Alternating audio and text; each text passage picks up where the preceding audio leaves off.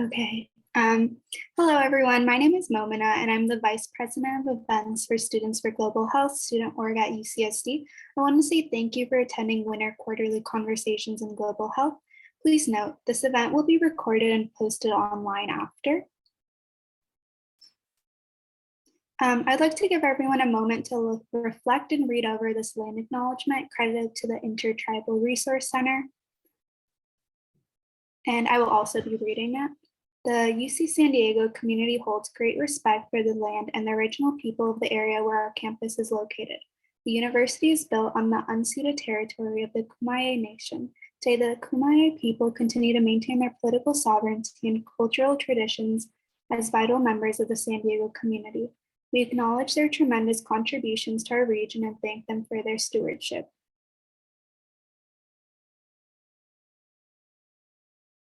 Before we begin, we wanted to highlight some of the Global Health Program events. We hope to see you at these future events that are taking place related to global health. First up is the Masters in Global Health Fall 2022 Cohort application deadline. This is on February 3rd at 11:59 p.m. Second is the Global Health Representatives Office Hours event on February 9th, 6 to 8 p.m. You can come get your questions answered by your global health reps. The spring 2022 schedule will be available on February 4th, the Friday. So this would be a great time to get any questions answered or any concerns about future classes. And lastly is the Latinx/Cheaponx in Global Health Mentorship Hours. These mentoring sessions are open to discuss fieldwork experiences, challenges, research methodologies, decolonial perspectives in global health, preparing a personal statement or CV for grad school, and many other topics addressing your particular interests coming from Latinx or Cheaponx students in the global health program. These will be on Thursdays from 4 to 6 p.m. And please see the latest Global Health News Blast for more information. Additionally, for those in the global health courses that are receiving extra credit, there is going to be an online sign-up sheet posted in the chat, and you can sign on that once the event concludes. I would like to welcome this afternoon's MC and the Global Health Program Director, Dr. Thomas Shordash. Thank you, Momina. I'm Tom Shordash, the Director of the Global Health Program and of the UC Global Health Institute, as well as a Professor of Anthropology. And as usual, I'm your MC for this afternoon's quarterly conversations. So welcome to the Winter Conversations in Global Health. This is a recurring event at UC San Diego made possible by the Global Health Program, the Students for Global Health, and Aya Healthcare.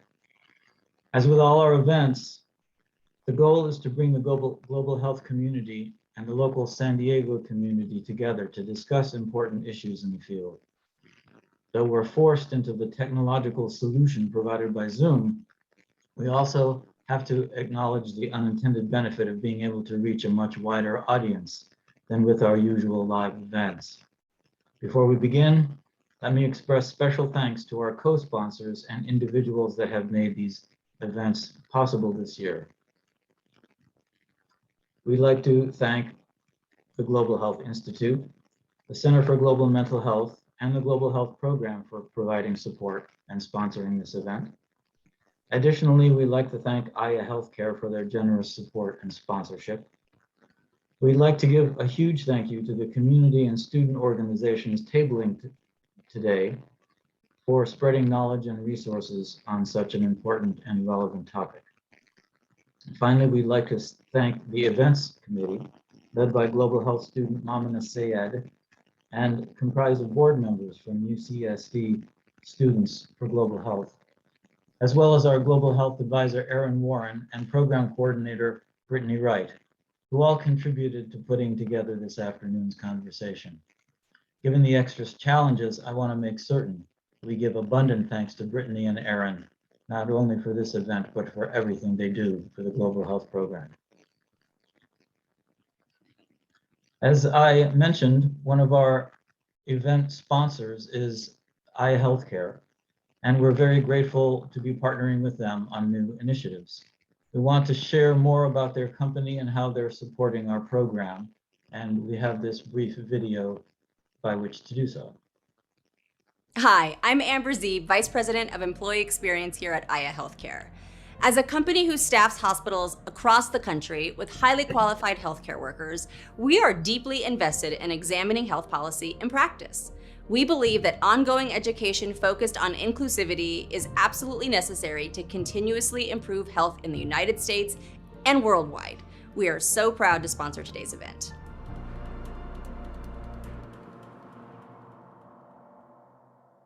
Hi, I'm Amber Zeeb, Vice. Through generous support from Aya Healthcare, we're happy to announce the Aya Scholars Program, by which global health majors and minors can now apply for funding of up to $1,000 to support their global health field experience.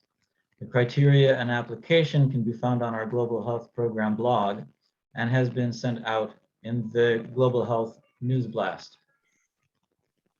The link has been shared in the chat. The application is now open and we have extended the deadline to March 1st, 2022.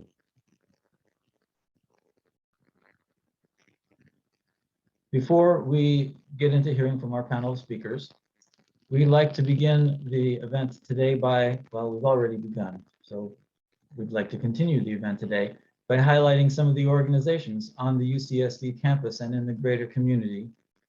In our usual quarterly conversations format, our tabling organizations are set up in booths at the physical event, explaining how their work is related to the topic at hand and providing resources on how to get involved.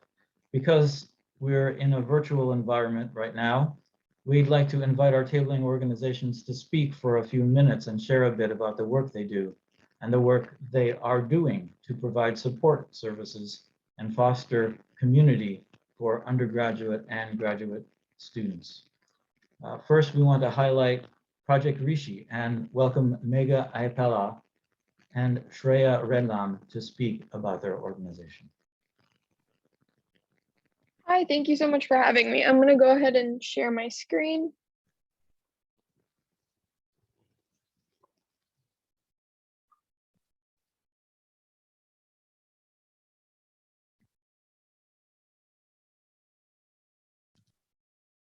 So my name is Megha and I'm the current president of UCSD Project Rishi. I'm going to go ahead and start us off today. So just to kind of start us off, Project Rishi is a nonprofit organization whose mission is to promote sustainable development and growth of rural Indian communities. So for 10 years, previously when we were first established in UCSD, we worked with a village named Anandwan in Maharashtra. So it's located in North India. And so one distinguishing feature of Anandwan is that it was a leprosy colony. So a lot of our initiatives pertain to preventative health education as well as health testing. So a lot of what we did are included in the slides. So urinalysis testing, education that had to do with diabetes, anemia. We did leprosy stigma awareness and CPR training. So these are some of our biggest projects. And we actually did get to travel to India to go ahead and implement them as well. So a lot of how we work is we're partnered with a local NGO. So right now we're actually working in a village named Bemavaram. So this NGO is located very locally to that village. And the main point of this NGO is that we're making sure that we're not just doing initiatives that we think the villagers need, but we're doing initiatives that really pertain to their voices and really pertain to their own struggles. And kind of a way we do that is by communicating with this NGO. So our main contact is Mr. Srinivasa Rao Nara, and we throughout our entire project planning process, we're in constant communication with him. All of our committees are constantly asking questions. We're trying to be very culturally sensitive and sustainable, and that's why we're in constant communication with them throughout our entire process. Okay, our current village is Bemavaram, like I mentioned. So we actually shifted 2 years ago, and this village is actually located in Andhra Pradesh, which is now in South India. So a little bit about this village. So the population is 2,000 people, and the main languages are Telugu and English. And actually a large part of our org actually are Telugu speakers, which has been really helpful for us to translate and communicate directly with villagers and representatives. The religion is largely Hindu, and there is a Christian population. And another key feature is that the literacy rate is lower than the state for male and female adults, and caste and politics are big topics within the village. So kind of how we're split up is we have several committees. So they're listed here. So we have general health, nutrition, women empowerment, reproductive health, financial literacy, computer literacy, vocational skills training, and the EWH committee. So that last one is a partnership with Engineering World Health. So we have a dual committee with them. And so we're working on an engineering project with them, which we're hoping to implement within the village. So some projects that they're really interesting that we're working on currently are, so Women Empowerment is working on a craft center for women in the village. So they're hoping to get sewing machines and create a community center there for women. Shreya is actually in that committee as well. Another really cool project, like I mentioned, EWH, they're working on a health tracking device. So since hypothyroidism is a big issue within the village, they're hoping to do symptom tracking as well as get villagers in connection with local physicians there. So that's something that's really cool that's happening. And then reproductive health is working on a pad project in which they want to use sewing machines to create pads. And yeah, so those are some really cool projects we're working on. And so our methodology is how we project plan. So we start off by really understanding the demographic, understanding what the villagers' struggles are, what they want, what initiatives they'd like to see from us. And then we do some research into like the specifics. So for example, if we wanted to do something that targeted hypothyroidism specifically, we might do a little bit of research into, you know, what are the symptoms, what are the outcomes, how does it present within rural villages, what are some roadblocks we could run into. And then we go on to finance and materials. So since we fundraise our projects, we really want to make sure that all of our materials are super like cost efficient so that we're not just like, you know, wasting money. And yeah, and the next step is planning and implementation. So we go through a whole implementation training process in which those who are going on the India trip are going to be exclusively trained on all the projects, and they're going to be working and ready to implement them in India. And then our last step is evaluation of projects. So we'll typically do some surveying to see the efficacy of the projects, and if the project's results were really good, we would try to continue them throughout the year. And that is it for me. Does anyone, Trey, do you have anything to add before I ask for questions? No, you basically covered all of it. I was just going to go into initiatives. Like there's so many that we do. So anyone that joins our organization can really join whatever committee they have interest in pursuing. And then that way we can also just work with the NGO to make sure that whatever solutions we're coming up with are culturally competent. So if you guys have any questions, of course, you guys can throw them at me at the very end. But yeah, thank you guys for listening. Thank you. Yeah, and if you want to contact us, you can shoot us an email at rishi@ucsd.edu, and I have some of our social media up here as well. Thank you very much, Megha and Shreya. Next, we'd like to invite Christopher Bernal Trinidad from Flying Samaritans at UC San Diego to speak for 2-3 minutes. Yeah, thank you. I'll screen share right now. Hold on.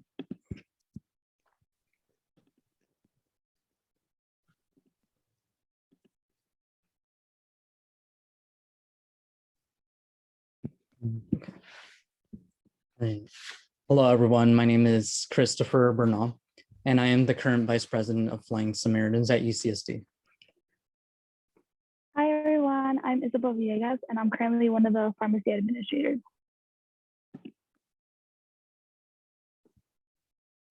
So I wanted to give us a little rundown of like who we are and what we do as an organization.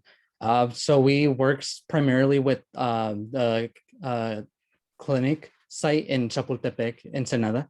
And so we host medical and dental clinic trips. And these include, these could be specialty clinic trips. This includes women's clinics, an optometry clinic. And we definitely work with the providers that volunteer to help out. Because we are a student-run organization, we depend on our volunteers to help us out with a lot of the vitals aspects of it, scribing, prescribing medications. And we do work with a lot of healthcare providers that help us before we get to clinics and with all the planning. And so these are every third Saturday of the month. And I'll explain a little bit more of how we are organized as an organization. And so here I kind of just put all of the positions that we have as as flying SAMs. And on the clinic side, we have our clinic coordinators, we have our dental coordinators, and our pharmacy administrators. But it's definitely a team effort. There's a lot of, because it is a student-run organization where we provide free and medical and dental resources and other necessities that the community itself needs. We do depend on our contributions from our general members and fundraising that we can get. And so through this, we're able to, we have our publicity team, and then we also have our social team to kind of like publicize that. And we also have Mexico Liaison, which kind of coordinates and has that communication between the Mexican officials and providers here on the other side of the border. And so what do we do? So we offer long-term patient follow-ups. And so we focus on the continuity of care because we have one clinic site. We try to make sure that when we do go, we are following up with our patients. And so this could be in a variety of ways. We also have our public health committee, which and within that we have our diabetes management program. Because diabetes is a prevalent, it's prevalent in the community. We do try to focus on things that will benefit the community, such as having local dietitians and nutritionists who can give like dietary plans, and then also have medical providers who can keep track of things like, for example, blood pressure or blood sugar. And along with the public health committee, we also have a patient engagement here locally in San Diego. So we partnered up with organizations like Project Tu Vida, which is partnered up with San Isidro Health and UCSD Med School. And that kind of allows us to have our volunteers become involved in a lot of other public health initiatives. And this one, for example, Project Tu Vida, focuses on combating vaccine hesitancy in a lot of rural areas in San Diego. Just going along with the clinic aspect of what we do with Flying Samaritans, we do have a lot of health professionals that come and help us out to host our clinic trips. And so a big thing that we have going on is that without our providers, we wouldn't have medical trips. And so we try to have that our communication with those providers as frequently as possible, and try to create other relationships with other providers and health professionals so that we can continue our care. And of course, this is a pre-approved global health experience. And for those of you who are unable to go to Mexico, these are the other volunteering opportunities that we offer, which I mentioned above. For example, Project Tu Vida, Kitchens for Good, and First Saturdays. And here are some of the pictures of our most recent medical and dental clinic trips. Here below, we also had our most recent, our most recent clinic trip was a public health focused clinic trip. And so we offered bags that had a lot of COVID-19 hygiene essentials that we give out to the communities. And then this specific clinic trip that we went to in December was our Fiesta Clinic. And we essentially kind of partnered up with the public health committee that we have and made it and also another public health specific trip. But we also had our medical and dental providers come along with us. And we were able to, that's how we're able to also get engaged with the community by offering different activities for them to do. And so these are some of the pictures of that. And with that, pass it on to our pharmacy administrator who is on the call right now. Hi, everybody. So as Chris had mentioned, our chapter is composed of a lot of different members. And as a pharm admin, I am responsible for dispensing medications that are prescribed from the provider that clinic day. So, and also keeping inventory of all the medications coming in and going out. In addition to contacting pharmacists or pharmacy students who are available to join us on our trips. And usually on a busy clinic trip, we are able to prescribe meds to about 20 to 25 patients. And if you ever volunteer and end up at the pharmacy, you'll help to pass out those medications that were prescribed and you'll have that patient to contact. I just wanted to add on that I will be sharing a link with all of the links itself that we, because there's a lot of sign up sheets for a lot of the volunteering opportunities that we have. And then we will be having our, on February 19th, we will be having our next medical trip. So if you're interested in that, please sign up. But yeah, these are all of the other avenues that you could stay in contact with us. We have our website. You could sign up for our newsletter so you're always updated. We also have our Instagram page and we have our next GBM on Monday, this upcoming Monday. So yeah, hopefully you learned a little bit something about our organization. And if you're interested, just definitely send us a direct message or I will also be providing those links, like I said. So thank you. Thank you, Christopher and Isabel. Finally, I'd like to invite Catherine Tang and Jules Wong from Memo at UCSD to speak about their organization. Okay, thank you. Let me go ahead and share my screen.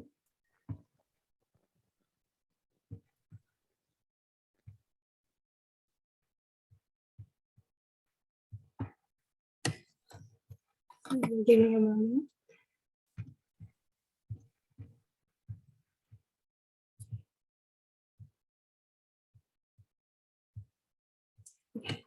Hello, everybody. My name is Catherine Tang, and I'm one of the outreach chairs for Medical Educational Missions and Outreach, or better known as Memo at UCSD. And I'll be giving this presentation along with our secretary, Jules, so I'll pass it on to her to start us off. Hi, everyone. So like Kat said, I'm Jules and I'm Memo's secretary. So Memo is a 501c3 student-run nonprofit humanitarian org that seeks to serve the underserved by addressing the medical and educational needs in San Diego, Orange County, Los Angeles, and abroad in Vietnam.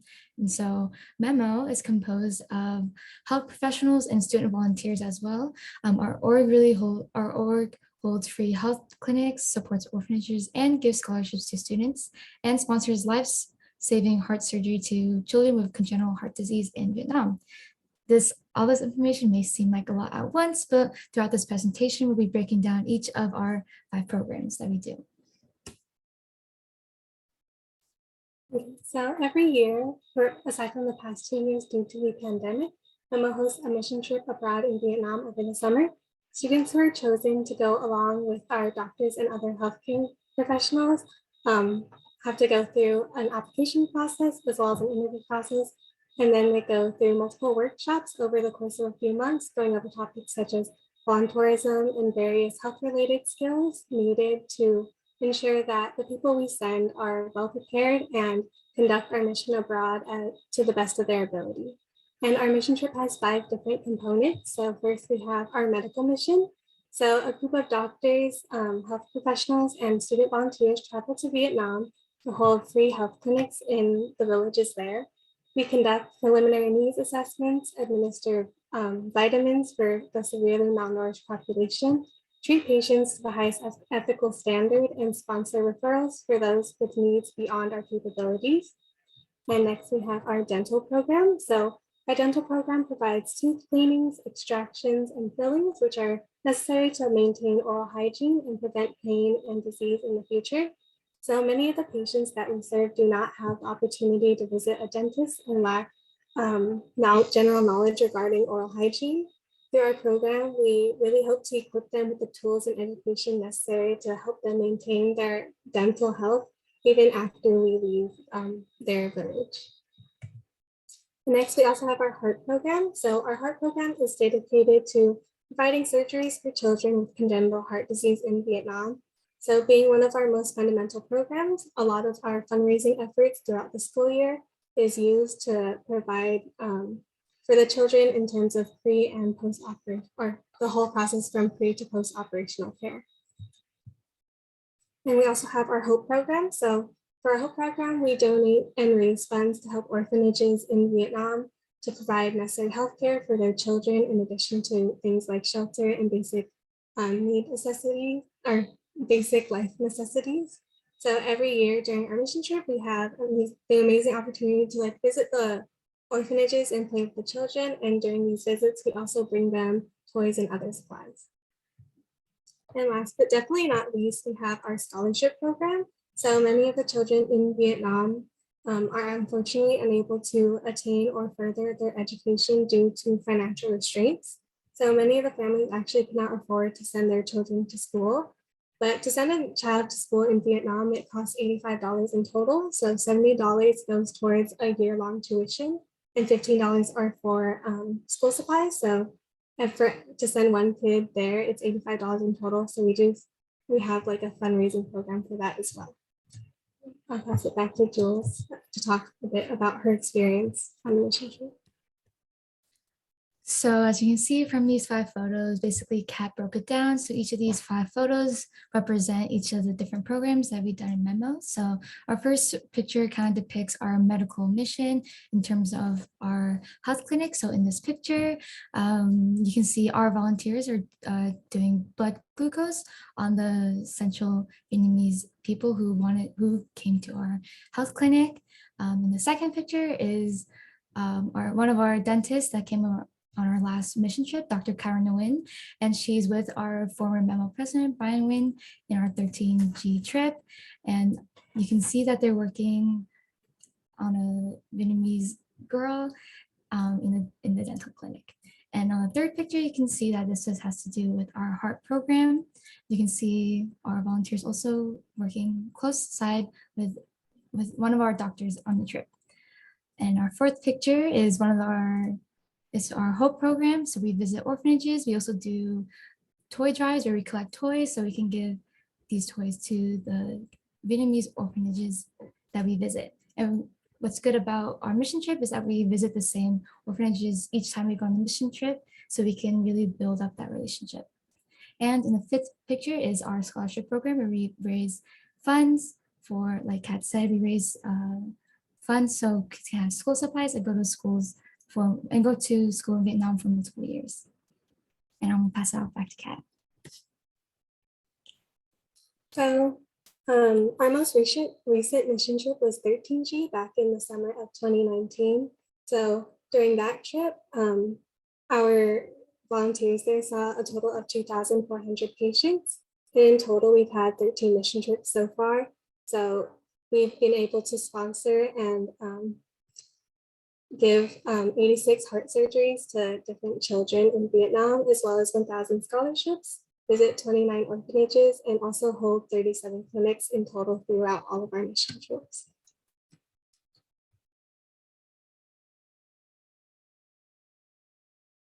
And so what we do locally in San Diego, so as this is basically what our chapter does. We do a lot of different things. We do our sponsorship. We have our sponsorship chair who goes to local businesses and contacts businesses through emails. And we also have our fund teachers where we do multiple fundraisers throughout the year. We have our outreach, and we also have through outreach, we have our San Diego Health Fair that is coming soon. And our services, we have multiple service opportunities. And we have one coming this weekend, which is at the Debt Festival in Orange County. And we also have our social program, which is our Big, Little, and Fam program. And you can learn more about each of our different things that we do in next week's GBM on Tuesday. So as Jules said, our next GBM is next Tuesday. So we have GBMs every even week Tuesday at 8 p.m. via Zoom at the moment. And also, if you're interested in getting involved in Memo, we also have information about our Facebook, Instagram. You can scan the QR code to join our Discord. And we also have our website. So we have website about our UCSD chapter specifically, as well as just Memo as an organization, since we have multiple chapters. And our Facebook group page is the easiest way to stay up to date, so we would definitely suggest joining that. If you are interested in coming to our GBM next week, the link will be posted on Facebook, Instagram, and in our Discord. And thank you for coming and listening to our presentation. If you have any other questions, you can comment in the Q&A section at the bottom, or you can reach out to one of us. Our emails are down there, or you can visit, like Kat said, our socials for any other information. Thank you.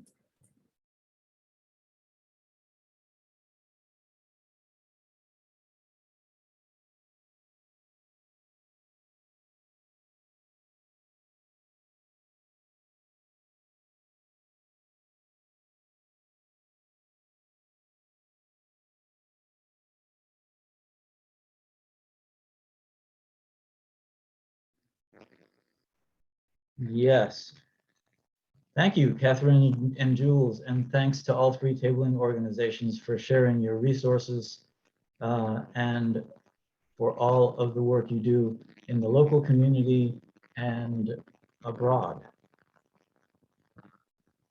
Projects, research, and initiatives implemented by the global health community transcend national borders and regional interests, while taking cultural differences and diversity fully into account. First-hand field experience, research, and service-related opportunities are invaluable to developing an in-depth understanding of the complexities of global health problems. What are examples of global health work being done in other countries and regions? What lessons can we bring back when working with diverse populations? Today, we're engaging in an interdisciplinary discussion on how members of our UC San Diego global health community have examined health issues and policies in practice.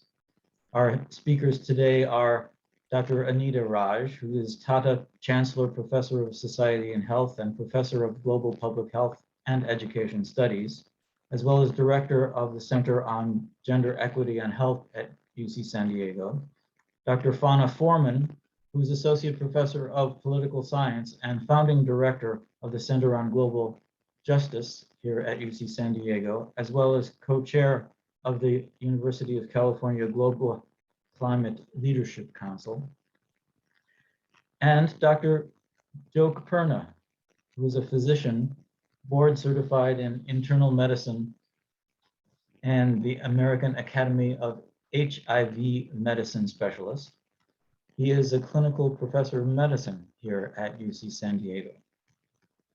Our format is that each speaker gets 10 to 15 minutes to introduce themselves and present. And we follow this by a question and answer period where participants can ask panelists questions and panelists can interact with one another as well. Our first panelist is Dr. Anita Raj. She is Tata Chancellor Professor of Society and Health, professor in both the departments of Medicine and Education Studies, and is the director of the Center on Gender Equity and Health. Her research, including both epidemiological and intervention studies, focuses on sexual and reproductive health, maternal and child health, women's economic empowerment, and gender inequalities, including gender-based violence and child, early, and forced marriage. She has served as an advisor to UN Women, UNICEF, the World Health Organization, the Bill and Melinda Gates Foundation, and the David and Lucille Packard Foundation, and was invited to speak at the UN General Assembly on the issue of child marriage. Please welcome Dr. Anita Raj. Okay, so thank you so much. So I'm not sure if I'm on camera. Am I on camera? Okay, and I didn't realize I was still muted. So thank you very much. Thanks to the organization and to you as well, Tom, for inviting me here.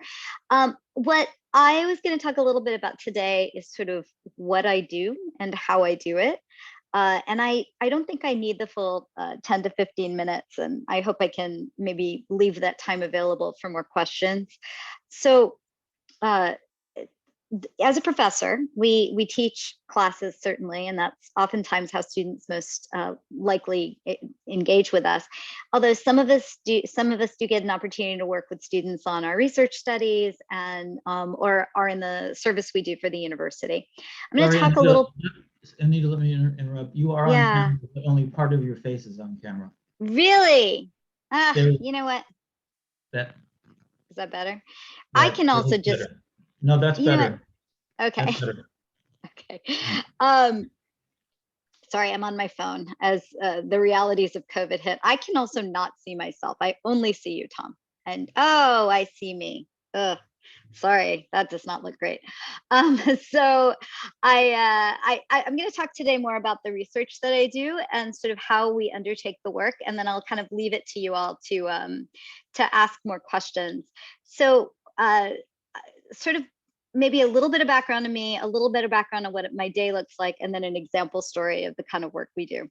I'm actually from the United States, born and raised. I am of Indian heritage, and I grew up in Jackson, Mississippi. So a long way home from Mississippi to be here in California. At least it feels like it.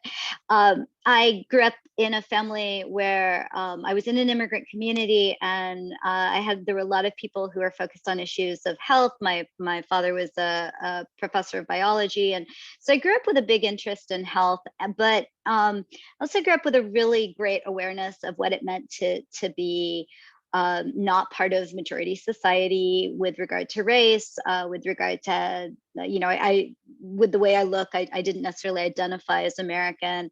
And I recognized, and then also being female, it gave me a lot of perspective on what it meant to be kind of an other in an environment and how that affected decision-making and opportunities, sometimes to my benefit, and sometimes certainly at a cost. So with that in mind, I decided that I wanted to pursue, I have a degree in psychology, and I was really interested in pursuing public health and behavior, human behavior, with a lens towards issues of gender and race and migration. And from there went into public health. I came to public health primarily because I got my degree at the time of the HIV epidemic. So I feel a sense of kindred spirit with a lot of you who are starting your training now, because it's a time of COVID. It really makes you think, what are we going to do in light of the circumstances? So started working in that, started doing global health on top of domestic.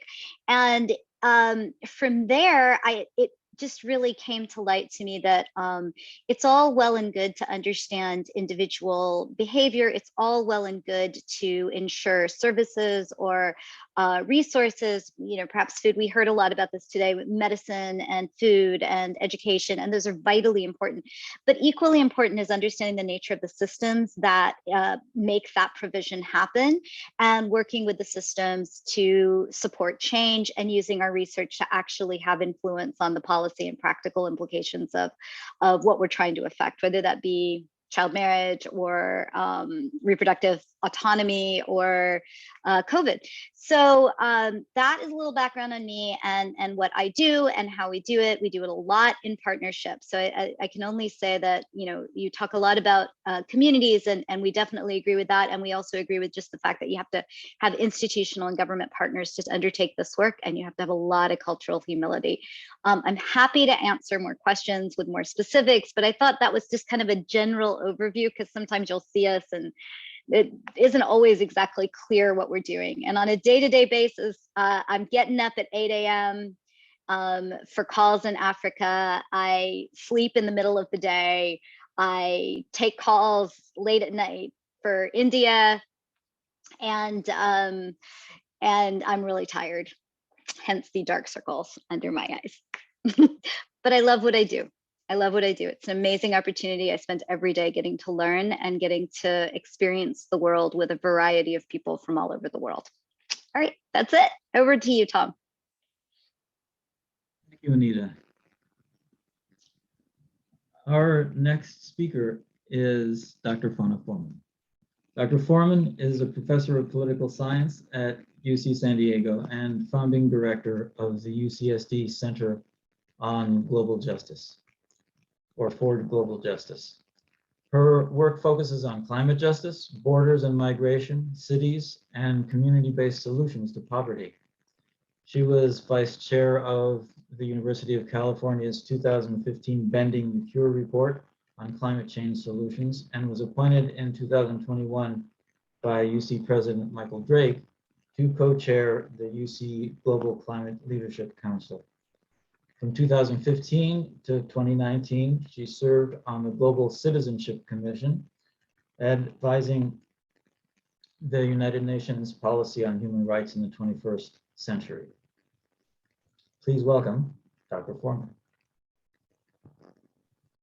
Thank you so much, Tom. And I'm really delighted to be here in an interdisciplinary conversation. I prepared a set of slides on our work in the Center on Global Justice. I'm a political scientist by training, and so I intersect with global health and public health in a variety of ways. Tom, are you seeing the slides? Is my opening slide up? Okay, all right. So I'd like to talk about the UCSD Center on Global Justice. We're committed in our work to advancing community-based solutions to poverty and environmental crisis with a focus on the San Diego Tijuana border region. So we're kind of localizing the global. We see it this way. We have an expansive ecological approach to public health that emphasizes racial and environmental justice and producing a more resilient and equitable border region. Because we're focused on increasing public knowledge and community capacity, we develop cultural strategies to help change harmful social norms, nurture collective action, and influence public policy. So we really see the arts and humanities as an important partner for social transformation in our work. So I'm excited to share this work with you. So we all live and work a couple miles away from the child detention centers that will forever stain this period of history. The news cameras are gone, but thousands of Central American migrants wait at the wall for asylum that seems to come, or else they sit in US detention centers as tools of deterrence, now exposed to a raging pandemic. It's been devastating in recent years to witness the emotional impacts on children, their fear, and the inevitable psychic internalization of being socially and morally marginalized. Tearing children from the arms of their parents was a cruel and shameful national policy. Hopefully there's a relief on the horizon. It remains to be seen. But the prospect of more border porosity in the next period is drawing even more people north, and climate change will accelerate these flows in the years to come. A recent United Nations survey that 72% of arriving migrants at our southern border are agricultural workers, and that agricultural instability was a major factor in their decision to walk north. We believe the University of California has a special obligation to engage this crisis zone, despite the wall and the ugly political rhetoric that's designed to divide us. We are a binational ecology here of flows and circulation. The future of California and Mexico are intertwined. Air, water, waste, health, culture, money, hope, love, justice. These things don't stop at walls. Today, I want to introduce you to the UCSD community stations that I lead with my partner, Teddy Cruz, who's a UCSD visual artist. So the community stations are a network of civic spaces and neighborhoods on both sides of the wall, where researchers, students, and communities meet to share knowledges and partner on educational, cultural, and environmental health agendas. Together, we reimagine the border as a zone of coexistence and cross-border citizenship. So here we are, our team of students and some of our community partners in Tijuana just before COVID-19 hit. It's important to say that we are keenly attuned to dynamic, powerful universities arrive in communities. We're critical of both extractive research methods as well as humanitarian problem-solving missions. Academic culture is filled with vertical assumptions that we know more, that we are trained to solve the world's problems if only they would listen to us. We don't do applied research, and we are not a service learning program. We're committed to what we think of as horizontal practices of co-production, engaging communities as partners with knowledge and agency. Everyone contributes, everyone learns, and we do things together in the border region that no one could do alone.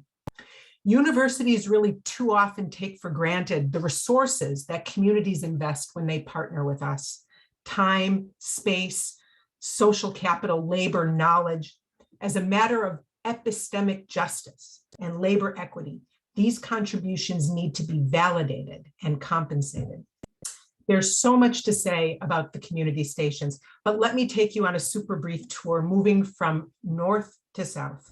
Note that each one of these stations is designed, funded, built, programmed, and maintained collaboratively between UC San Diego and a community-based agency. So beginning with the UCSD Earth Lab, it's an open-air climate action park located in Encanto, a low-income, primarily Black and Latinx community in Southeast San Diego. The station is a partnership with the nonprofit Groundwork San Diego. A few years ago, the school district gave us a 4-acre vacant parcel to develop the park to serve the 8 public schools within walking distance of the site. Pedagogic zones at this park are focused on habitat restoration through energy, water, food, community, all wrapped by indigenous community practices. In the last months, the school district committed funds for a climate action design lab, which anchors the park to the west. 3,000 kids circulate through the Earth Lab each year, minds and bodies, alive with curiosity, environmental empathy, and a sense of community agency. UCSD students serve as youth mentors. Racial and environmental justice demand enhanced outdoor experiential opportunities for youth in neighborhoods like this that lack green spaces and are historically unserved by the educational system. Now, moving south toward the border, our second station is based in San Ysidro, home of the busiest international land crossing in the Western Hemisphere, some of the worst air quality in the state of California. The station lives inside a historic church that anchors a social housing project that we designed and built with our partners, the nonprofit Casa Familiar. We completed construction just before COVID-19 hit and the residents moved in. The station remains locked down, but we're just now returning with cultural programming in partnership with UCSD's theater and music departments. Now, crossing the border, our Tijuana-based stations live a mile apart in an informal settlement of 92,000 people called Laureles Canyon, which crashes against the border wall on the western periphery of Tijuana. This settlement that you're looking at now is just 40 minutes from the campus and highlights the dramatic proximity of wealth and poverty in this region. The canyon is highly susceptible to flooding, erosion, landslides, all exacerbated by the precipitation fluctuations of climate change.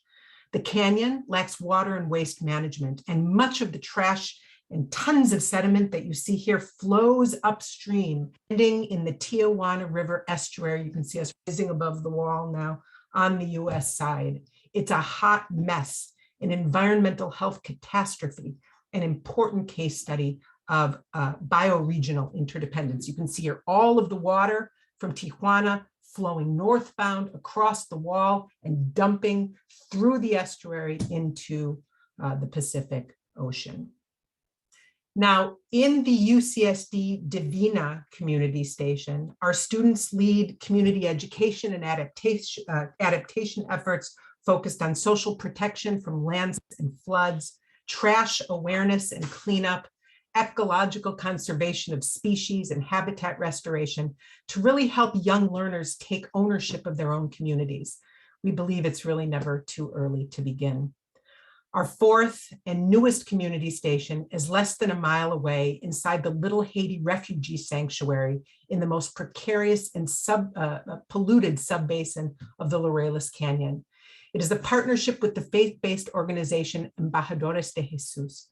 A few years ago, with limited resources, they constructed a refugee camp here to provide shelter, food, and basic services to hundreds of Haitian and Central American refugees navigating unjust asylum processes in the US and Mexico.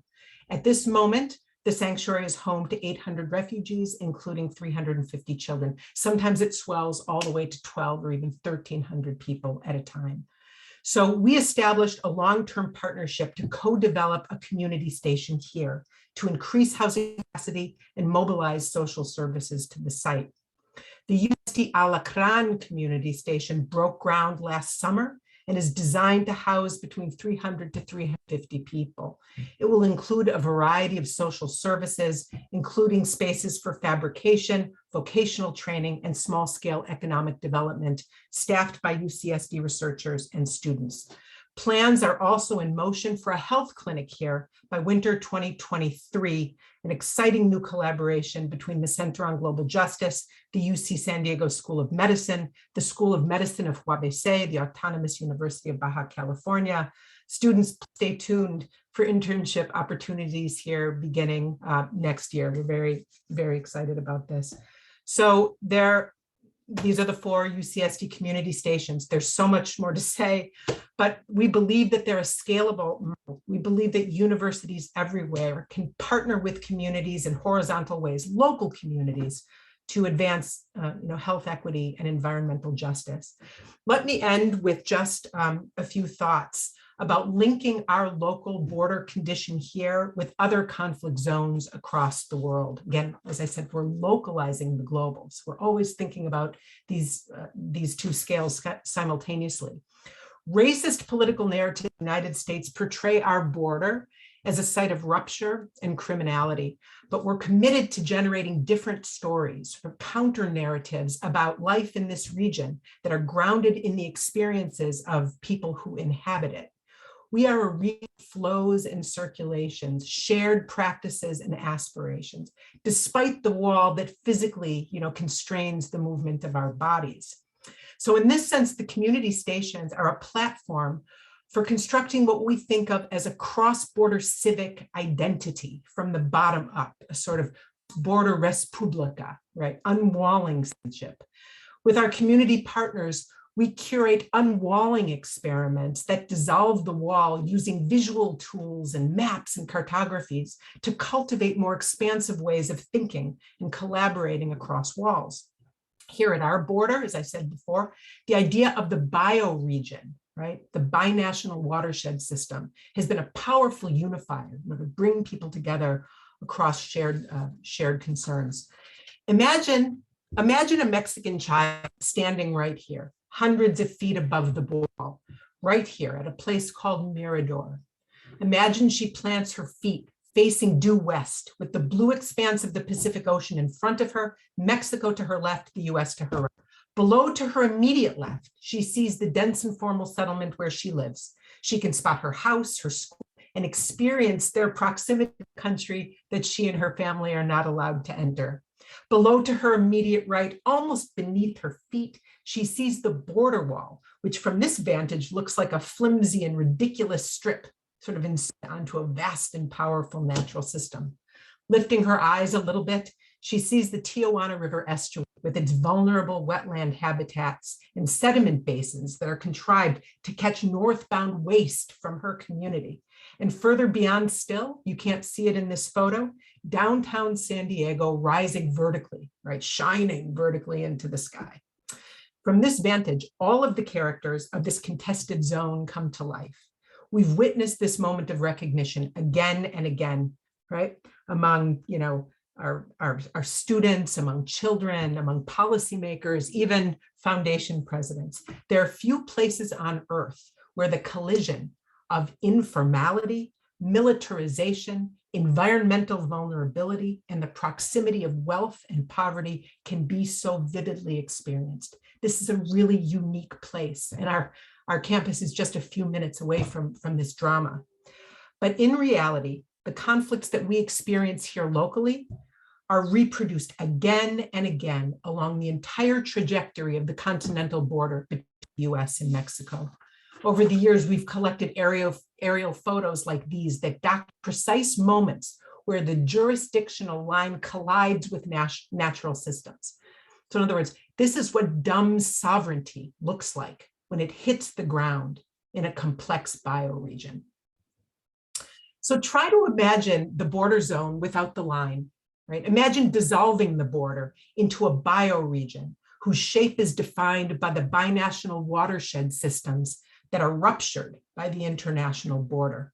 Mapping exercises like this help to expose the many systems and flows across this bioregional territory: tribal nations, protected lands, croplands, urban crossings, many more informal ones, 15 million people and more. Visualizations like this help to counter America's wall-building fantasies with more expansive imaginaries of belonging and cooperation. To close, I want to share one last visualization with you that extends this kind of cross-border thinking global scale. Our political equator project traces an imaginary line from San Diego, Tijuana across the planet, forming a corridor of global conflict between the 30 and 38 parallels north. Along this trajectory lie some of the world's most violent and contested thresholds. I mean, this was fascinating to discover this, right? From the Mexico border at San Diego, Tijuana, Fort Europe, Israel, Palestine, India, Pakistan, North, South Korea, going off into the China Sea and Taiwan and Hong Kong. I mean, it's really stunning. Now, visualizing this red political equator in red alongside the climatic equator below in green was astonishing, because this ribbon in between them contains, give or take a few degrees, contains our planet's most populous slums, its sites of greatest natural resource extraction and export, and its zones of greatest political instability, climate vulnerability, and human displacement. And when these parallel equators are applied to the Pierce-Quincunsial projection, from above, melting Arctic ice caps detonate dramatic sea level rise, coastal vulnerability, and human displacement. Ultimately, this collision of nationalism and border building, climate catastrophe, and forced migration is the global injustice trifecta of our time. But as I said at the beginning, these dynamics always hit the ground somewhere and are experienced, by people locally in everyday places like ours. Thanks so much. Thank you, Fauna. You have presented at the same time a compelling global vision and some remarkable feet on the ground examples of engaging human experience and human suffering in our local area. So thank you very much for that. Our final speaker today is Dr. Joe Caperna. Dr. Caperna graduated with a Bachelor of Arts degree cum laude from Kenyon College in 1984, from Case Western Reserve University School of Medicine in Cleveland in 1990. He's practiced medicine since that time, completing internal medicine residency training at UC San Diego's Medical Center. He received an MPH from UC Berkeley and completed a 3-year fellowship in hematology and oncology at UCSD in 95 and 98 through 98, and then transitioned to full-time faculty member at UCSD, clinical professor of medicine from 1998 to early 2013. He received the UC San Diego Humanitarian Award for helping to start a blood bank on a rural area in Peru called Huaraz in 1998. In 2007, he received the UC San Diego Diversity Award that recognized his contributions to underserved populations. In 2011, he received the Kenyon College Humanitarian Award for volunteer work as an alumnus in Africa and Peru. In 2012, he was awarded the San Diego County Brad Truax Award for community service in the area of HIV care and treatment. He's also an American Academy of HIV Medicine Specialist and has been board certified in internal medicine since 1993.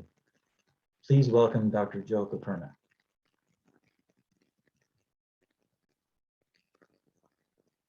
Unmute, Joe.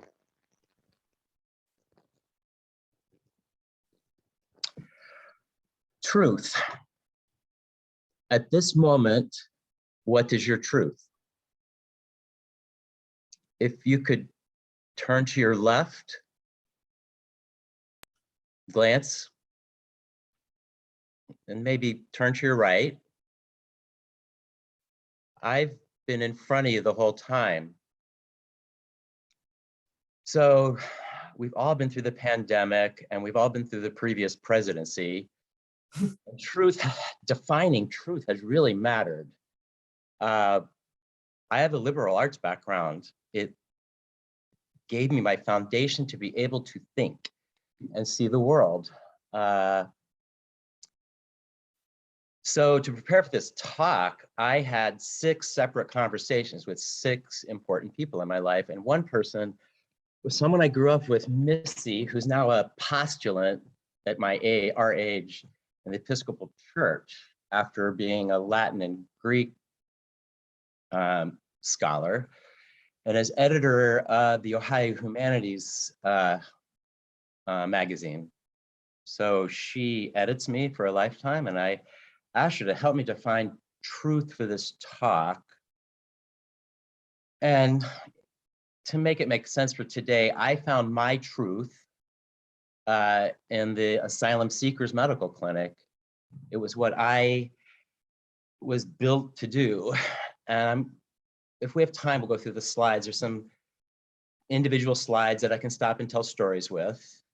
So truth comes, words appear at certain times. This one appeared Middle Old English, some truth, I can't quite pronounce it. And it has variations. True, phona, I'm sure as a JD is, way ahead of me on how to define truth and justice. I just want to talk about truth, and one, true, truth, truce, trust, all these words we use.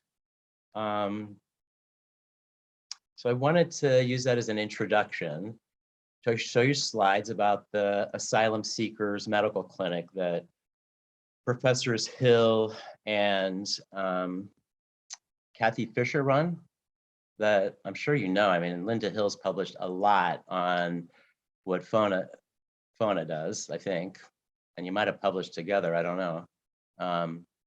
Yeah. We're working together now, but we haven't published. I bet. This is what's so wonderful about today. I started taking notes. It's certainly the expert, I think, in this room in defining what an asylee is and an asylum seeker. Just to start with that with my students. I gave this talk, it's a 2-hour talk that I gave last week to the preventive medicine residents that Professor Hill is the director. She's the director of that program. So I just had a simple task to, the goals were to be able to define refugee asylum seeker. You have to go to court. The judge grants you asylum, and then you're an asylee. 80% across, I think it's a couple of decades, 80% of people that we see in our medical clinic that end up in court get sent back to their country. I want to correct me on that, but it's just consistent across decades in presidential administrations. And so 2 out of 10 get to stay when they get to that point, but they're waiting a lot. We see them in hotel rooms. They're not allowed to exit. We're not allowed to enter. So we're in the doorway.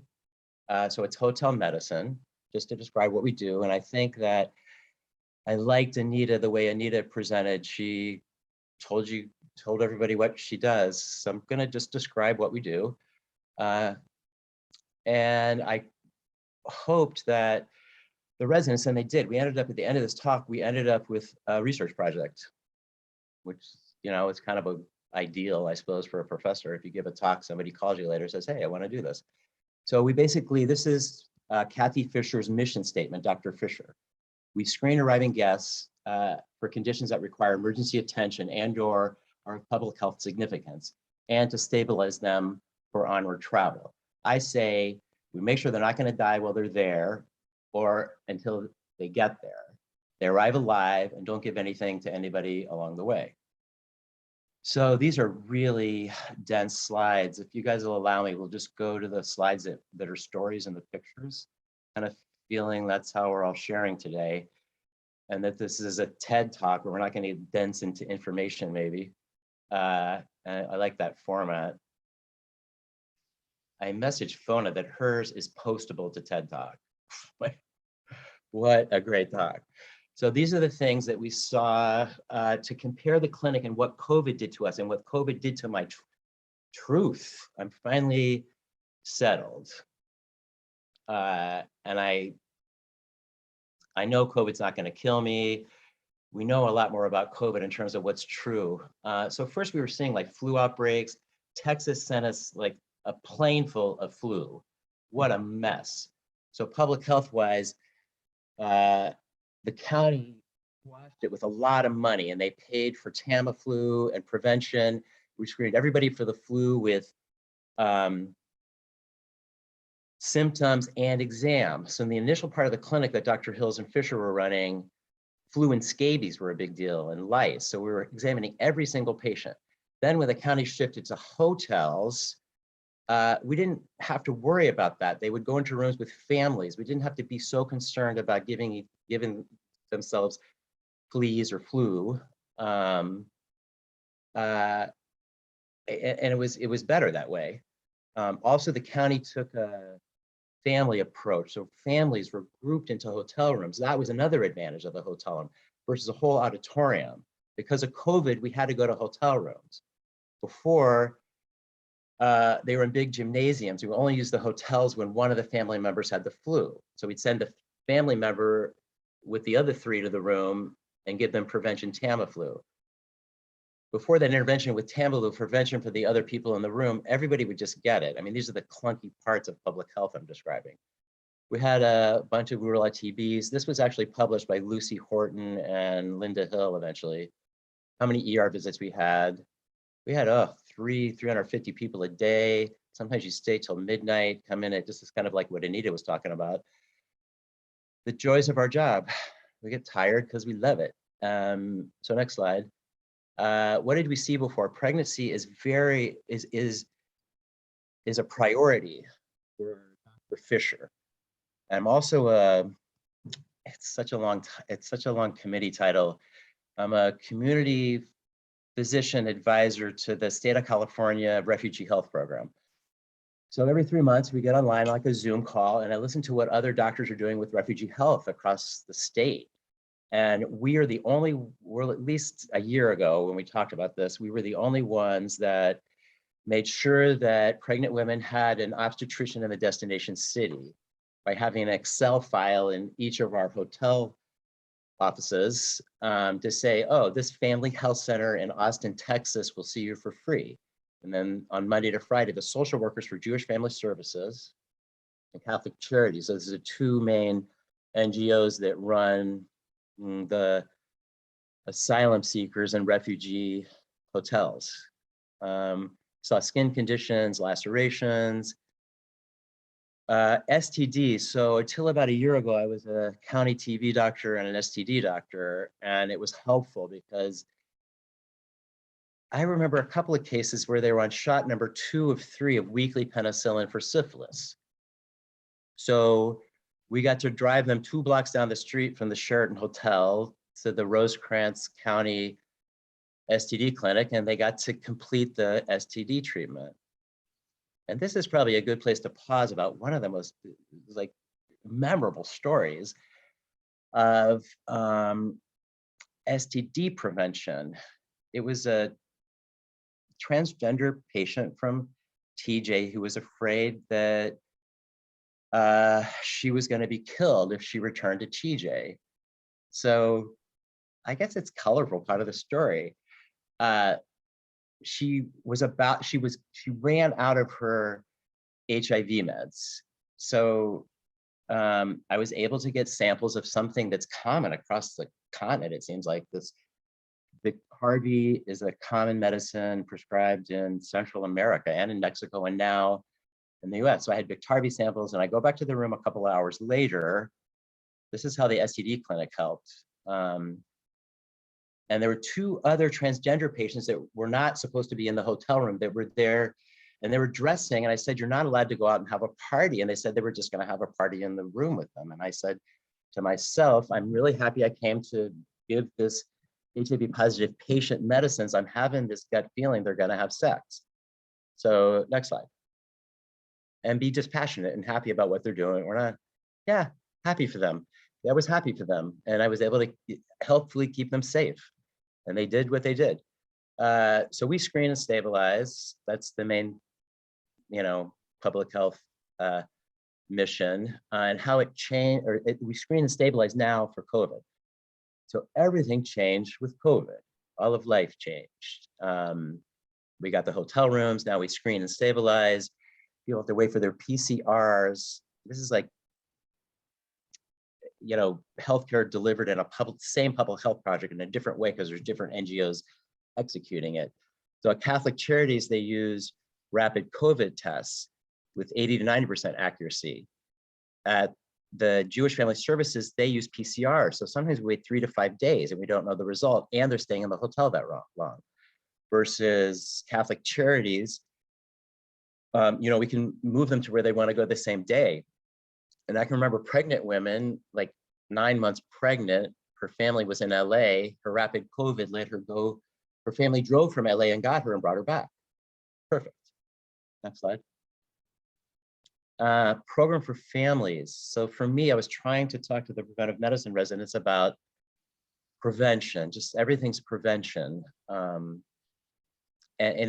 I tried to talk about public health. I constantly use rivers as a image, upstream thinking, do something upstream so that the goodness goes downstream, or so that the cadmium doesn't flow downstream because it's inside. I saw this in a movie. These evil giants store cadmium in the ice in Norway, and then because of global warming, it melts and the cadmium leaks all downstream into the village. It was just an interesting movie recently. Families, makes a child safe. So children were ripped from their parents' arms under the previous presidency. And there was one case, I want to share stories today. One case of a little girl, a 4-year-old I saw. I had to send her to the ER because she wasn't moving her right arm after almost being pulled from her mother's arms in a kidnapping attempt. So there's a lot of trauma at the border, physical trauma, emotional, and she ended up with a sprain, and that was a physical trauma. And the emotional trauma was, she was glued to her mother when I was examining her. And it was maybe a typical pediatric exam. You have to go to the mother. The baby's not moving to you. Next slide. And thank God for the mother. Unbelievable, survival instinct. That mother was not going to let go of that child. A lot of coordination. So pregnancy is important, and UCSD OBs visited us several times to form relationships and make sure that we know that after 4 months, we call directly to the labor deck. Makes the public health project work smoothly. Like the constant communication that I was hearing from the Rishi project director.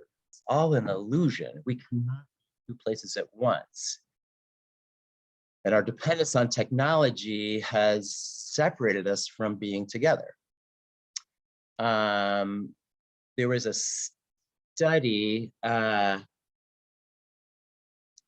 loneliness. So we need prevention. We need to prevent loneliness. And to do that, we have to be together. And COVID won't allow us to share air.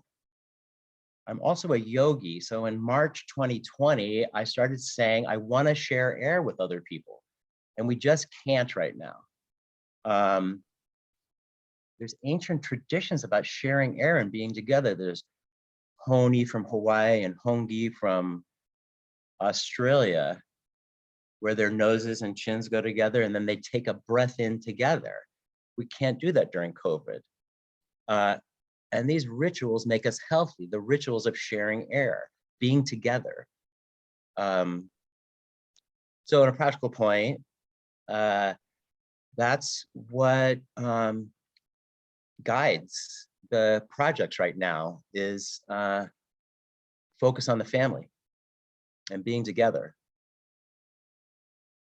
So I'd like to end that way. You can go to my slides for some density. Oh, I want to show these pictures and how together this was a previous asylum seekers clinic, a big gymnasium in the family court building that got imploded at Cedar and 6 downtown that you can see in the upper right. That Fona might have been in, I don't know. And the murals are on the back. So the next slide shows murals that the volunteers were painting with the children while the children were like hanging out, waiting to go to Miami or someplace in Texas to their families. It was wonderful. Now they're gone. I'm happy I took pictures. So the El Cortez is right in back of you if you're thinking about where this was. Well, any questions for Tom's the format? Maybe you could show a picture of Dr. You want to show that slide about mental health, Joe? Yes, so much. Yes, the very first slide that you showed, mental health. Sorry, one moment, I'll pull it up. Yeah, mental health is health to me. And because of COVID in August 2020, and then the study repeated, I don't remember where it was published, 1 in 4 Americans were suicidal, had suicidal ideation. So I was getting overloaded. I was trying to deal with the physical complaints of my patients. Everybody I said needed a psychiatrist in September 2020. So I hired a PsyD, a doctor of psychology. So I did have some slides on mental health, and we've divided this research project that Dr. Michelle Ramirez is doing. She's an orthopedic surgery attending. She finished her residency, was a public health heart. And she listened to this talk I gave where I gave some other data on trauma and the kind of traumas we've seen, like knife wounds, fractures, pelvic fracture from a 6-month pregnant woman who jumped the fence. Lots of jumping and walking.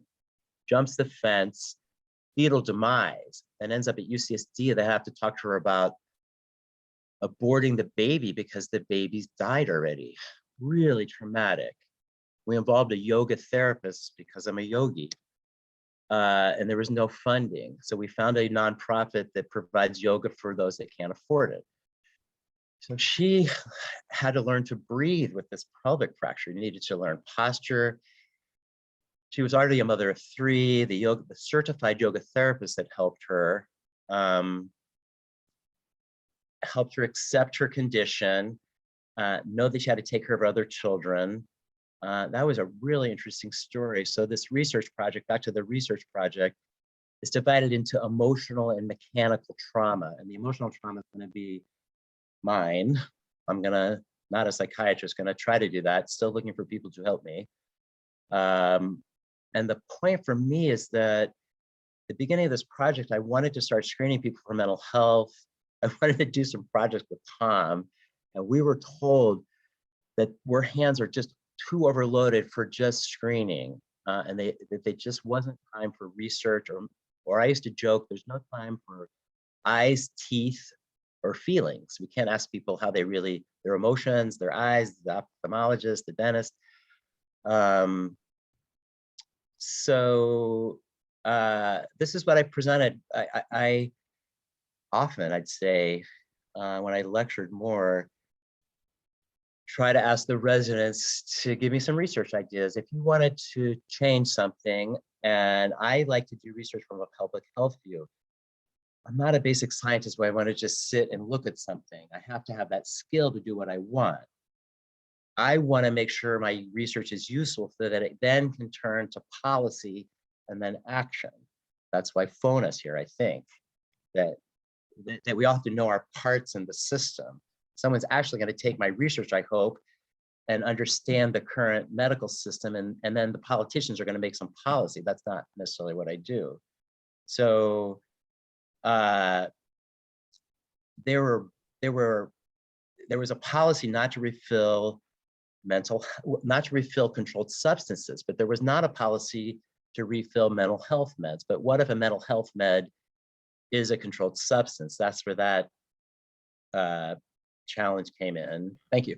So Yeah, and thanks for sharing that bit about the mental health as well, because truth, trust, and togetherness is where you're at here, and it's absolutely essential. So thank you to all of our speakers, and we can move on to the panel question and answer portion of this event. And we have some questions for our panel, but let's first open it up to the audience to ask questions. Please put any questions you have into the Q&A section of the Zoom window, not the chat section, but the question and answer section.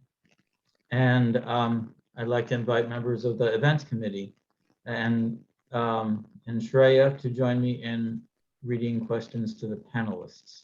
So as you're typing your questions, we want to let you know, for you, those of you who are students, that the extra credit Google form has been posted in the chat if you're receiving extra credit for this event.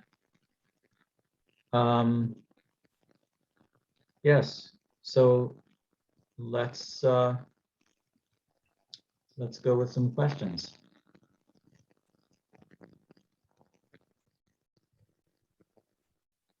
For any of the three panelists.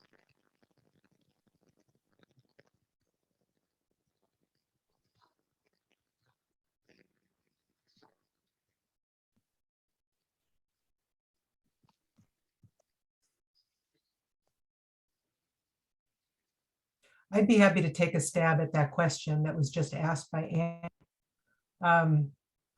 I'm sure we all think a lot about this question about how to separate out this sense that we're on a mission, right, to save people, with a more humble and sort of restrained understanding of our own capacity and our own knowledge. I mean, one of the things that I've really thought a lot about as university researchers is that this isn't about figuring everything out in our labs and then go testing it out on the world. We have a lot to learn, and I find myself learning over and over from the people that I engage outside of the ivory walls, right? Who we tend to think of as people without knowledge. We're the people with knowledge, and out there, they're the people without knowledge. And it's just not that way. And so it's about learning to suspend and becoming vulnerable and kind of getting your ego aside and learning how to surrender. On the other hand, one thing that all of us who've worked in global health understand is that when people have been situated in sites of injustice, the enormity of the injustice can become naturalized and feel normal. And sometimes communities in poverty lose a sense of possibility, and horizons become narrower. And so I think it's about sharing knowledge. I really see it as a horizontal thing, that the university researcher, the university medical practitioner enters into the field with humility, is willing to learn, right? But is also willing to push back when there are biases or fears or perceptions that might be out of sync with some of the things that we know. COVID hesitancy is a really good example of this recently. But it's about learning how to communicate knowledge in a way that is less deterministic than I think many of us are taught to, understand our knowledge within the university classroom. So I think it's really a balance. But what I don't, so this horizontal model, I really mean it. So it's against a vertical model where the university descends with knowledge and descends with charity, right? But I don't want to reverse that horizontal kind of that vertical plane to where the university is nothing, or the researcher is nothing but a receptacle either, right? So it's about everybody bringing what they have to the table and listening and being dialogical and hearing, really learning how to hear and listen as a researcher, I think is really, really important. But never surrendering what you've learned at the same time. I mean, it's everything is provisional. everything can change, everything can grow. I guess that's how I'd respond to that question.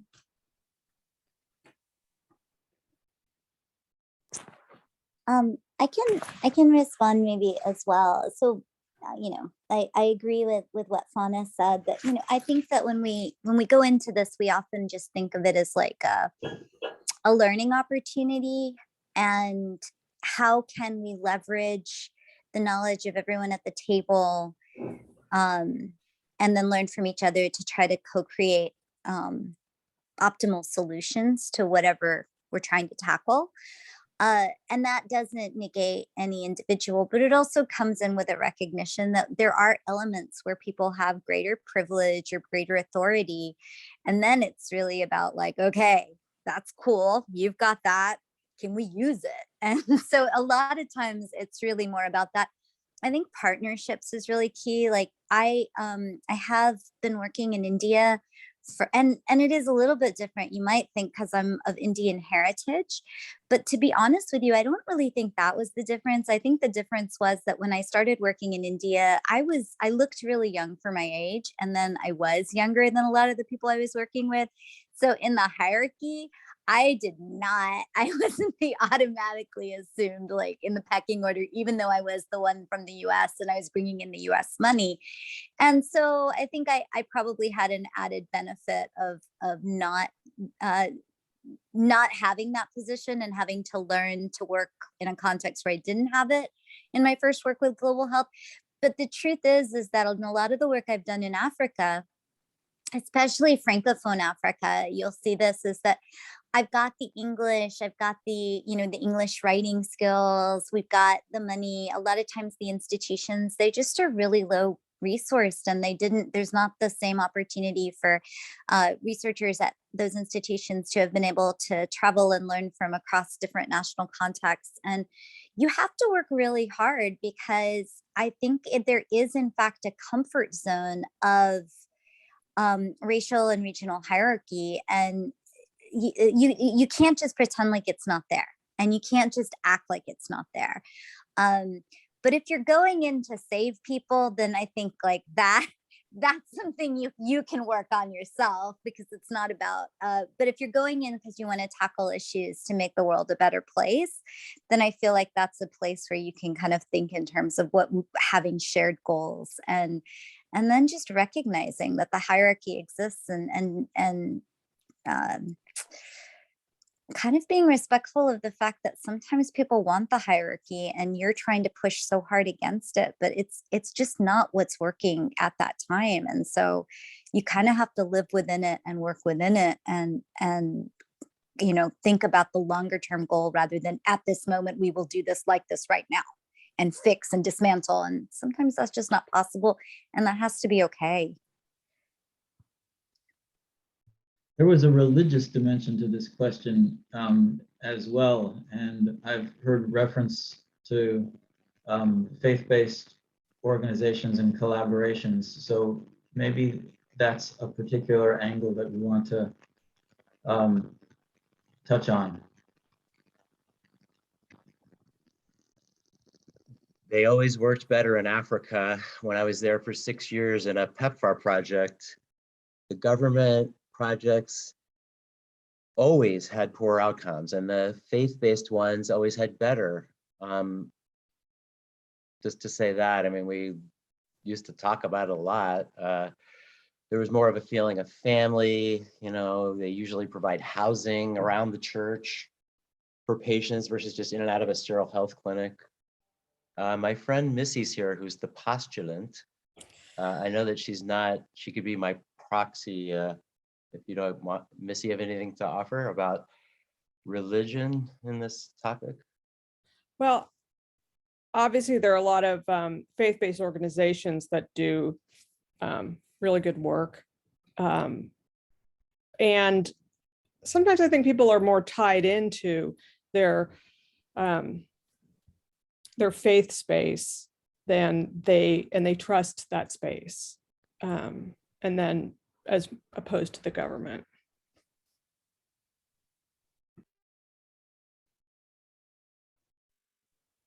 I know that was so wise. I think there's also just a cultural humility that's always required, whether you're talking about faith or other issues. I mean, you know, many times the faith-based institutions are coming from the global north are Christian, and in a context like India, it is not a predominantly Christian country, and how and people can live by their faith, and that can be an impetus or grounding to do really, really good work. And then sadly, there have been people who have under a flag of faith have really worked to engage in practices that define cultural approaches, you know, within a community as less.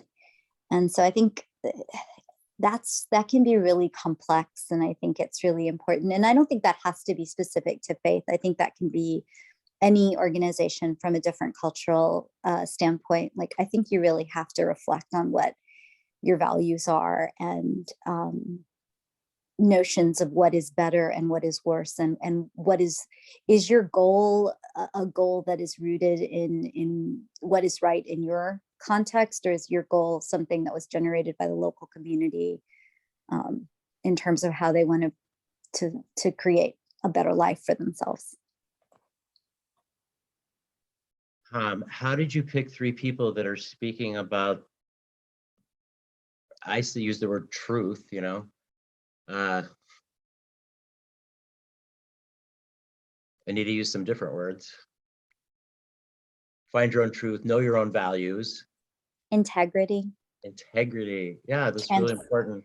Integrity, transparency. I mean, these are a lot of things that we really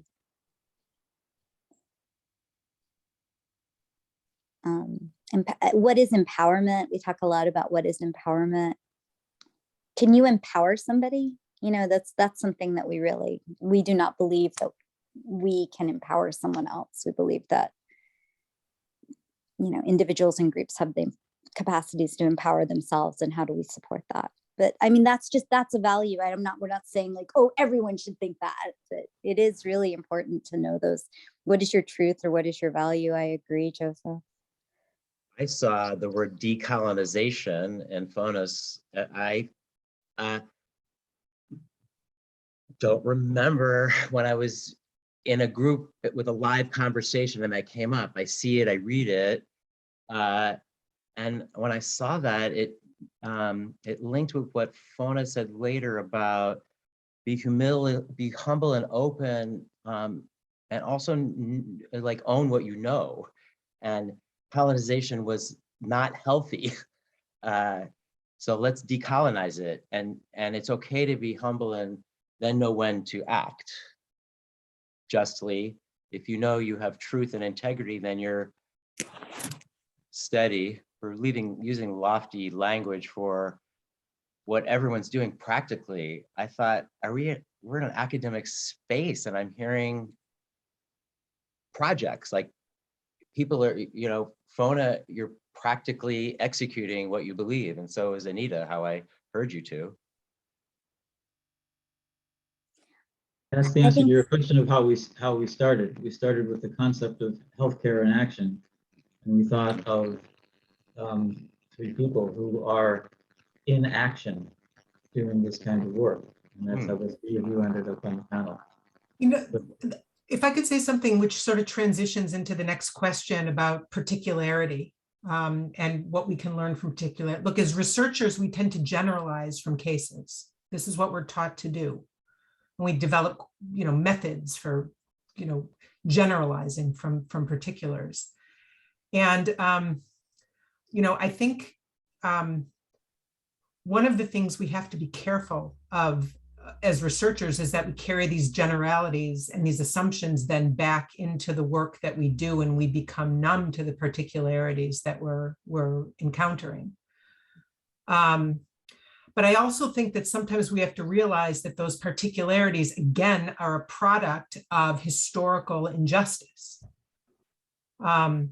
And without reproducing the kind of colonized and subalternizing of the other, we have to be able to bring what we can, which is alternatives and other ways of seeing things, sort of taking the object and tilting it and helping people see that there may not be only one pathway from this point to that point, but there might be an alternative set of pathways. And I think that's one thing that we can learn to do with cultural sensitivity as researchers, to navigate between the generalities and the particularities, is that we're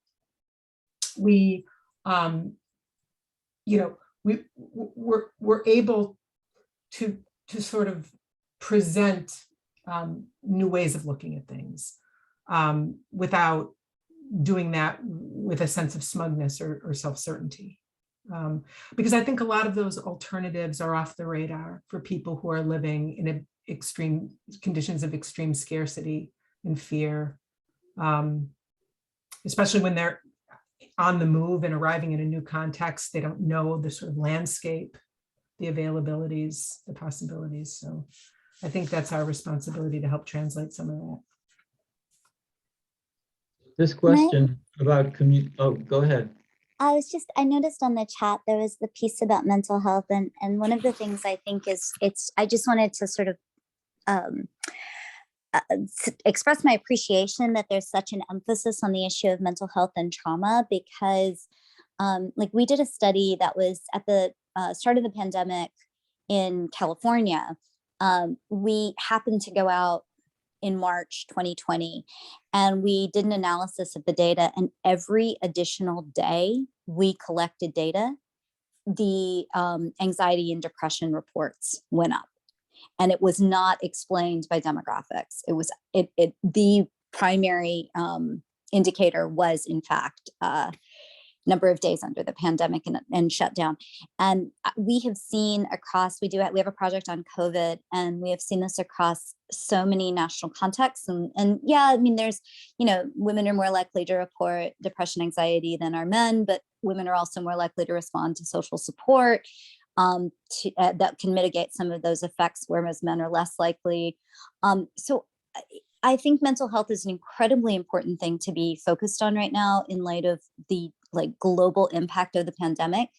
And at the same time, that's one of those areas that it's really, really difficult to measure, to understand, to assess symptoms, report it, how people want to handle it, manage it from a cultural standpoint. And I think globally, we are learning a lot about mental health management from cross-cultural responses, because I think that we are very much a service-oriented society. Like, we go and seek therapy or counseling, and other country contexts don't. And I think that there's been some really interesting ways that people have been altering or expanding what they do in this country based on what we have learned from other low resource and low income country contexts. So I want to just highlight that in global health, there's a lot of cross learning where we benefit from the learnings from the other societies.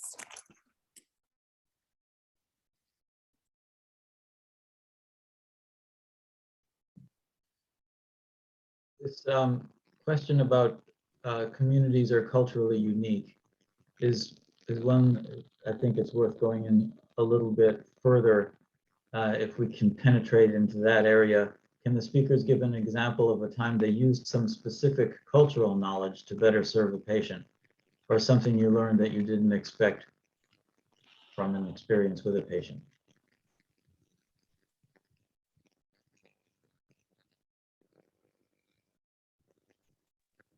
Well, I could do child marriage. So, I mean, in working with child marriage, I came into this area knowing that both my grandmothers married as minors. And so I really struggled with some of the language that in the areas of development, the term child marriage, it's often adolescence, but child denotes something that it sounds even more harmful. So like how you get people to be engaged and in donor communities, that kind of language can be really important, but it can also be really alienating. And ultimately I found that it was somewhat problematic because it even influenced how I was thinking about some things. So one of the key areas is that a lot of, there was sort of these notions of minor age girls were marrying because of the pressure, the social pressure and the pressure from families. And if we could keep girls in school, this wouldn't happen. And that's been just a real, mantra of the field. Well, there's a lot of crappy schools, and I'm sure most UCSD students, because it's hard to get into the school, had some positive school experiences, but not everybody does. And education is not what works for people, and for some people, traditional styles of education. And there's a lot of girls who don't want to go to school, and they do want to get married, and they do want to get away from their families. And this is a way to get away from their families. And so I think that is really another facet of where we have to and that varies from place to place, but we really have to understand locally and listen to the voices of the people that are, in those communities. Otherwise, we can make a lot of assumptions that the stuff that worked so well across this environment is going to work, in, let's say, Haryana, India, when it's not going to. You can, have all the school you want. There's girls who just don't want to go, and they want to get out of their households, and school's not going to make a difference in that. Other options beyond school might, but we never put those forward. Great example. Joe, I see your hand up. Yeah, I was in Tanzania in 2019 and worked with a unique group of Maasai, about 2,000 that really were only living with each other. So I did an HIV assessment project, and we tested around 1,000 people in 7 days, another doctor and a nurse. And it was, we found 6 out of 1,000. So it was a very, the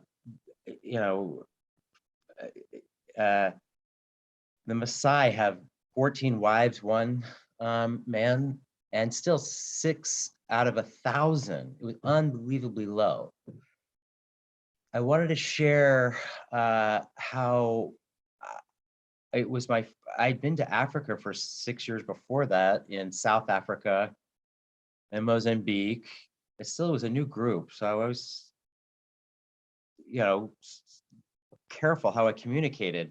And I had to communicate through an interpreter. So it was slow, and I was trying to find examples. So what worked the best in terms of images that are the same in different languages and cultures was wildfire. And it didn't really matter that 6 out of 1,000 had it now. Once it really started spreading, it was going to be like wildfire. And all of a sudden, the people that were asleep sat up, and I understood that I found a culturally understandable example. And that led to lots of engaged conversations about body fluids and not laughing. It was the older women, the birth attendants, that really led the conversation. I wanted to make sure things were safe. It seemed like a matriarchal society that the men used to protect the tribe from the lions and have like nothing to do. Now, I guess is how they kind of unfortunately described it. And it was a learning experience for me to understand that I just had to keep trying with different images. And that was the one that just clicked. It was like the talk and the sharing happened when I found the culturally understandable example.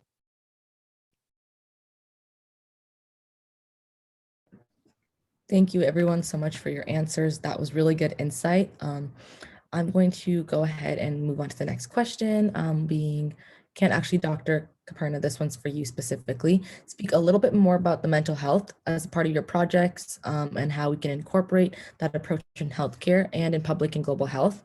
And also I see in the chat, someone else has asked earlier if, I'm trying to pull it up, give me 1 second. Yeah, someone else asked earlier if everyone else can talk about the mental health in their work as well. So it's open to everyone actually. So mental health in connection to global health, public health, and the work in your guys' field. So feel free to take the floor. I'm going to answer with a question. that do you have suggestions for a research definition of trauma, and specifically emotional trauma and physical trauma? This is a very new project. I have, forgive me, but I'm going to take the opportunity to say I'm not sure how to incorporate a prevention project for mental health, or how to do more than at least identify the trauma and link the child who had childhood trauma with the family health center in Austin. At least identify the problem and try to prevent the downstream effects that can be at least mitigated, the psychological trauma the child has at 5, right? So that by the time they're an adult, you've intervened sooner. And we want to take a traditional research approach, and Fauna really had me stopped on that. What are all my biases when I go into this?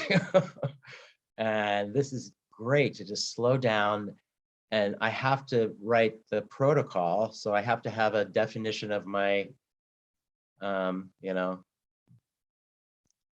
of my research, my research question. And I want to incorporate something. I want to incorporate a prevention project for mental health. I'm not sure. So we're going to assess the situation in a traditional research method.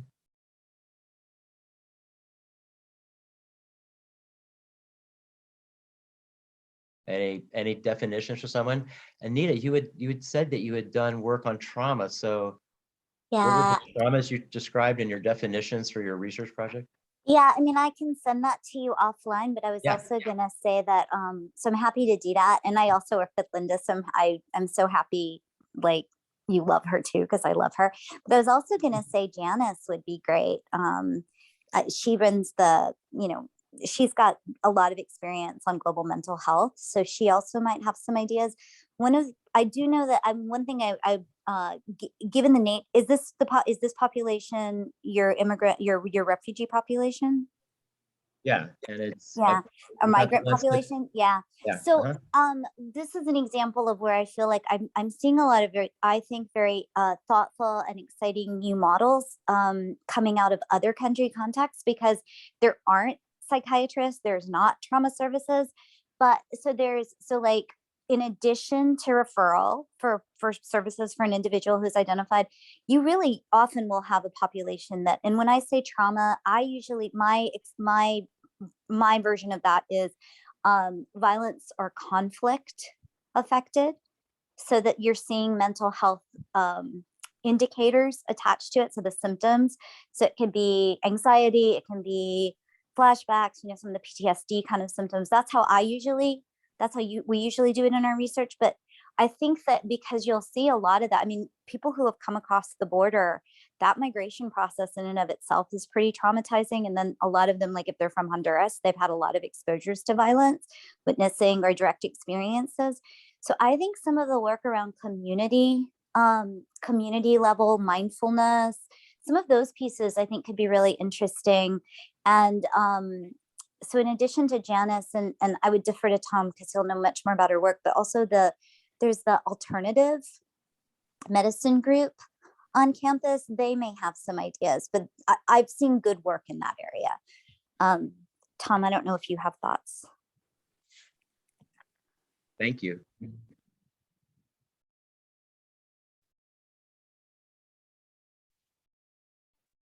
I was really struck. Oh, sorry, Tom. No, I think what you said was good. I was just really struck by what Joe said about no time for eyes, teeth, or feelings. That was so accurate. And just my experience, I mean, not as a health practitioner, my experience is that the sheer mass human life coming north right now from Central America to our border overwhelms the capacity of health providers to get more granular about well-being. And so we're just so understaffed, and people are processed, When you see 350 patients a day, it's just hard, to be more mindful in the way you provide care. That's one of the reasons why I've been such an advocate for local commitment. I mean, with, a hospital and a medical school like ours so close to this crisis zone, we should be able to mobilize more personnel and more staff support. And to really see global health internship opportunities right here at our, in our own community. And networking, because I know that a lot of the people that are coming in, they're processed. I mean, I at least at the family shelter, I think they're processed and then they get on a plane or a bus. So, they're getting that healthcare very briefly and then they've got to go to the next place. And I agree with you. I'm very concerned about continuity of care, of all forms of care. I mean, there's people who are coming who have just had baby, they have babies, or they certainly with COVID. I think continuity of care, I would defer to you, just, but it seems like that's got to be a really complicating factor here. Continuity of care, that's come up with specific situations. Pregnancy, we're committed to continuity of care by the project, and I wrote an HIV protocol. So there's the Ryan White National Network that you can refer a patient from one city to the other. So we use that computer system and we make a Ryan White referral. And continuity of care, absolutely. And another person I was going to talk about is an Afghan doctor that I know that started telehealth in Afghanistan, and president of the Afghan Medical Society. And I talked to him about telemedicine or some kind of database for refugees, so that, like, if we screen them for TB in San Diego, or they have a positive something test, that you can tell the destination somehow electronically. So continuity of care was what I was commenting on there, that we try, and little by little, this project is getting better. We're not getting burned out anymore. Linda, let's comment on that. And I wanted to comment on that I use what's called the pleasantries in languages. How are you? What is your name? Hello, goodbye, good morning, good evening. It was nice to meet you. And a resident noticed that I do that every time. Every time I say, it is nice to know you, and where are you going, to show some caring and to engage at least 5 seconds of, we care about you, by using that part of our language called the pleasantries.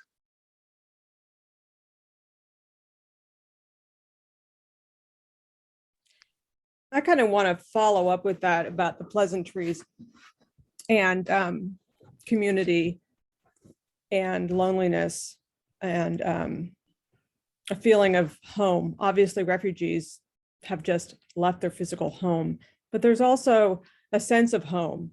And how can practitioners, and does it require an additional practitioner to help facilitate that community coming together between people? There's a little squatters community outside of Merida and the Yucatan Peninsula. And I went there and visited with my son a couple months ago. And they used to bring food, or this church down there, tiny church. This is their mission. And so they're going out to the squatters community, and they used to bring them food and check up on them. And now the people have taken their community in their own hands, and they were offering us food. So allowing that reciprocal hospitality to happen, I think, is really key. Allowing somebody to give you something So another example of this is I work in it's a community garden / church plant, and the person who's leading it is a priest who's in a wheelchair. So he's a white guy in a wheelchair, and he's coming around, and he would give this Yemeni restaurant all these eggplants. And they're like, what are you doing? Like, I don't trust you. And the trust came when they gave him something. So if there's a way, I don't even know, even something non-material that you can have people have a reciprocal relationship, I think that gives them more of a sense of community and, and like they belong somewhere. That's great. It seems, folks, that we're actually out of time. And this discussion has been absolutely splendid. I am very grateful to everybody. And at this point, I would like to turn the mic back to Mamina and Shreya. Thank you again, Dr. Shordash, for acting as our MC this afternoon. We wanted to give one more thank you to all our speakers, all of our tabling organizations, and anyone who came today, our co-sponsors, and the Global Health student leaders and advising staff that made this event possible. As a reminder, the extra credit Zoom is posted in the Zoom chat. Thank you for attending. Have a wonderful rest of your afternoon. We look forward to seeing you at the future quarterly conversations in global health and Students for Global Health event.